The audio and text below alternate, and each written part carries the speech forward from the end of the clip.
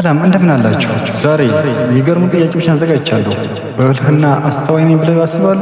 እንግዲያውስ እንደዛ ብለው የሚያስቡ ከሆነ እነዚህን የአእምሮ ፈታኝ የሆኑ ጥያቄዎችን ይመልሱ። የመጀመሪያው ጥያቄ ይህን ይመስላል። ከእስር ቤት ያመለጠው የትኛው ነው ይላል። ኤ፣ ቢ፣ ሲ ወይስ ዲ? መልሶን ኮሜንት ላይ አስቀምጡ። ዙም አድርገው በደንብ ይመልከቱ። ለ10 ሰከንድ ሰጥቼዎታለሁ።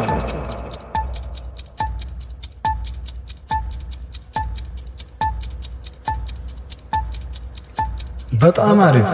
ከእስር ቤት ያመለጠው የቢ ነው። ምክንያቱም እጁ ላይ የታሰረበት ካቴና አብርዞ ስለተገኘ ማለት ነው።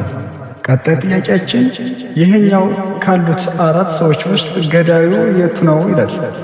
እነዚህን በደንብ ይመልከቱና በደንብ ሎጂካሊ በደንብ ለይተው መልሶን ኮሜንት ላይ አስቀምጡልኝ። ለእነዚህ ጥያቄዎች መልሶ እንዲመልሱ 10 ሰከንድ ሰጠሁት።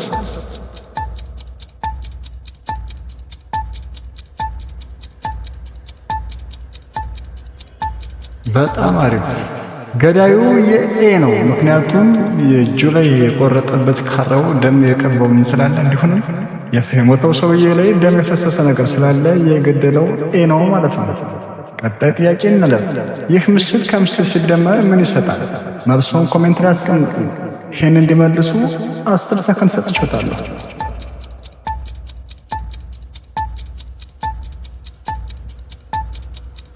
በጣም አሪፍ። ሁለቱም ምስሎች ሲደመሩ ኪሎ የሚል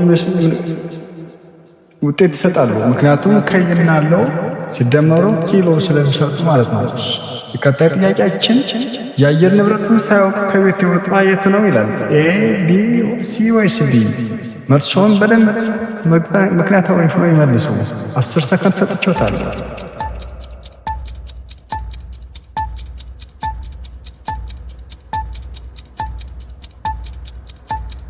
በጣም አሪፍ። የአየር ንብረቱን ሳያውቅ ከቤት የወጣው ሲ ነው። ምክንያቱም እስካሁን ዝናብ እንደሚዘንብ ራሱ አያውቅም። ምክንያቱም ስልኩን እስካሁን እየነካካ ስለሆነ ማለት ነው። የቀጣይ ጥያቄያችን ይህ ምስል ከምስል ሲደመር ምን ይሰጣል? 10 ሰከንድ ሰጥቼዎታለሁ።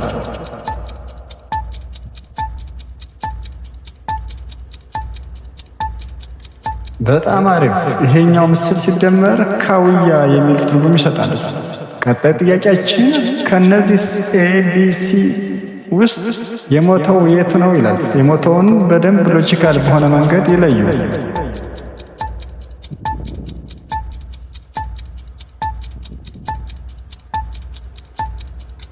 መልሱ የሞተው ሰው ሲ ላይ ያለችው ናት። ምክንያቱም ምንም እንቅስቃሴ እያደረገች አይደለም። ኤ ላይ ያለው ሲጋራ እያጨሰ ነው። ቢ ላይ ደግሞ እጇን የሆነ ካርድ ነገር ይዛለች። ሲ ላይ ምንም እንቅስቃሴ ወይንም ደግሞ የእንቅስቃሴ አይነት ምልክት እያደረገች ስላልሆነ ሲ ያለችው ላይ የሞተችው ናት ማለት ነው። ቀጣይ ጥያቄያችን ምሳሌ አነጋገር ነው። ለፍቅር ብተኛት ዳሽ ይላል። ኤ ተንጠልጥላ ቀረች፣ ቢ ላጥባ ረገዘች፣ ሲ ከሌላ ወለደች፣ ዲ እንደተኛሽ ቀረች ይላል። መልሶን በኮሜንት አስቀምጡልኝ። በደንብ ይመልከቱት።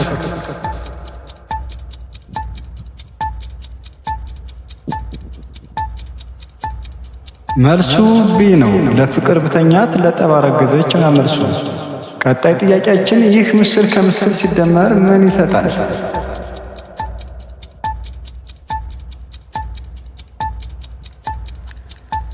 በጣም አሪፍ። ሁለተኛ ጥያቄ 2 ጊዜ ስለተደገመ በጣም ይቅርታ። መልሱ መጀመሪያ ላይ የተናገርነው ነው ማለት ነው። ቀጣይ ጥያቄ የቢሮ ኃላፊ የሆነው የትኛው ነው?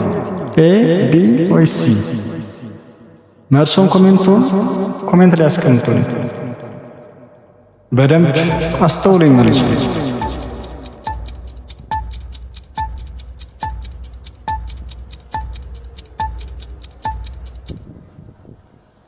በጣም ጥሩ።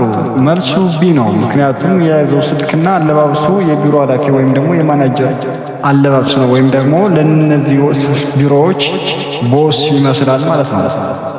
ቀጣይ ጥያቄ ደግሞ ይህ ምስል ከምስል ሲደመር ምን ይሰጣል ይላል። መልሶን በኮሜንት ላይ አስቀምጡ። እንዲሁም ሰብስክራይብ ማድረጉን እንዳይረሱ። በደንብ አስተውለው ይመልከቱ።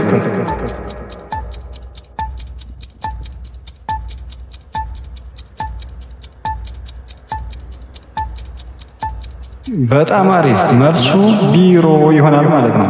ቀጣይ ጥያቄያችን ምሳሌያዊ አነጋገር ነው። ሲሾም ያልበላ ዳሽ ይላል። ኤ አጉል ጨው ነው ጨው ነኝ። ቢ ከሰው ጋር ይጣላል። ሲ ታማኝ ባልንጀራ። ዲ ሲሻር ይቆጨዋል ይላል። ይህን መልስ በደንብ ዙም አድርገው ወይም ደግሞ ቪዲዮውን ወደ ኋላ በመለስ በደንብ ተመልክተው መልሶን ወይም ምሳሌያዊ አነጋገሩን በደንብ ተመልክተው መልሶን ያስቀምጡ። 10 ሰከንድ ሰጥቼዎታል።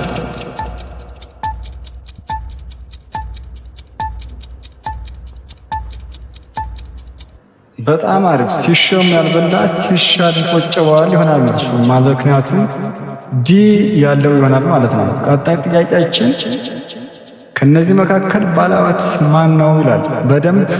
በደንብ ይመልከቱ። መልሶንም ኮሜንት ላይ አስቀምጡ። ሰብስክራይብ ማድረጉንም እንዳይረሱ። በደንብ ይመልከቱ። ሎጂካሊ እነዚህ ሰዎች ውስጥ የትኛው ባለሀብት ይመስላል የሚለውን በደንብ ይመልከቱና መልሶን ኮሜንት ላይ አስቀምጡ። በዚህም 10 ሰከንድ ሰጥቼዎታለሁ።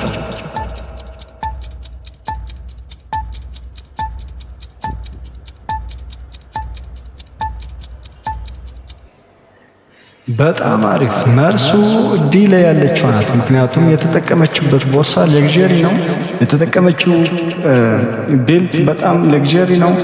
የተገዛችው ወይም እጇ ላይ ያደረገችው ሰዓት ቦርሳ፣ 2 ቦርሳን ያዘችው ሙሉ የተጠቀመቻቸው ነገሮች የሌግዠሪ ወይም የባለሀብት ስለሆነች ከነዚህ መካከል ዲ ላይ ያለችዋ ባለሀብት ናት ያሰኛታል።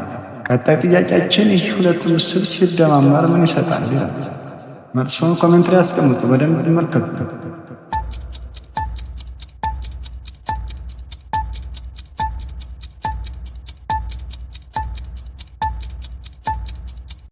በጣም አሪፍ። መልሱ አይዲ ይሆናል። ቀጣይ ጥያቄያችን የቤቱን ስፔሻል ያዘዘው የቱ ነው ይላል። በደንብ ይመልከቱና መልሶን ኮሜንት ላይ ያስቀምጡ። ለዚህም ጥያቄ 10 ሰከንድ ሰጥቼዎታለሁ።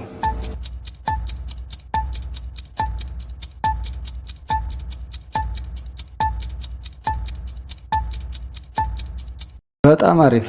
መልሱ የቤቱን ስፔሻል ያዘዘው ቢ ላይ ያለው ነው። ምክንያቱም እንደምታዩት ኤ ላይ ያለው ቢ ያዘዘውን እየበላ ነው።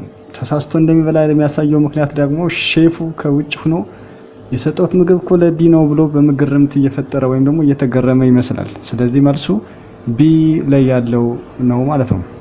ቀጣይ ጥያቄያችን ምሳሌያዊ አነጋገር ነው። ጅብ ከሄደ ዳሽ ይላል። ኤ ቶሎ ይደርሳል። ቢ ውሻ ይጮሃል።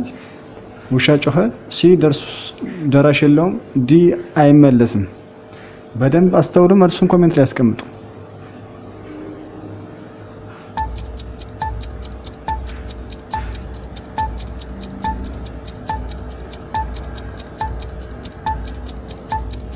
በጣም አሪፍ። መልሱ ጅብ ከሄደ ውሻ ጮኸ የሚል ትርጉም ይሰጣል። ቀጣይ ጥያቄያችንና የመጨረሻ ጥያቄያችን ይህ ምስል ከምስል ሲደመር ምን ይሰጣል ይላል። ምስሉን በደንብ ይመልከቱና መልሱን ኮሜንት ስር ያስቀምጡ። ለዚህም ጥያቄ 10 ሰከንድ ሰጥቼዎታለሁ።